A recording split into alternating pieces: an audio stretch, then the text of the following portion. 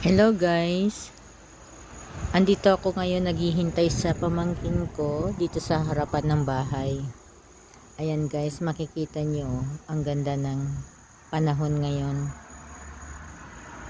Ayan guys, mainit pero mahangin, sariwang hangin. Ayan.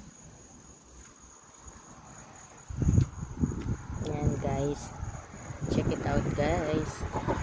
Tingnan niyo rito, ang ganda ng hardin ng kapitbahay. Ayan guys.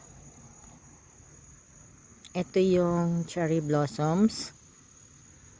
Kaso, hindi ngayon ang panahon ng pamumulaklak niya. Tapos kahapon, nag-trim yung mga hardinero dito. Kaya nag-trim sila ng mga halaman, mga puno, binawasan nila ang mga sanga-sanga at ano sila dito, yan, nagtabas sila ng mga damo-damo.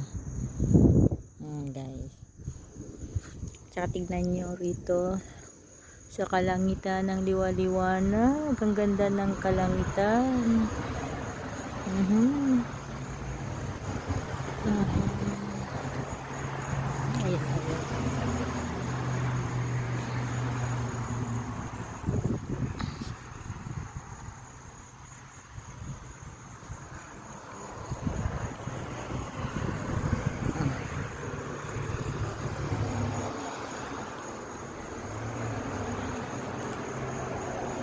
O, paano guys? Hanggang dito na lang muna.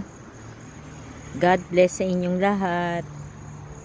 Bye!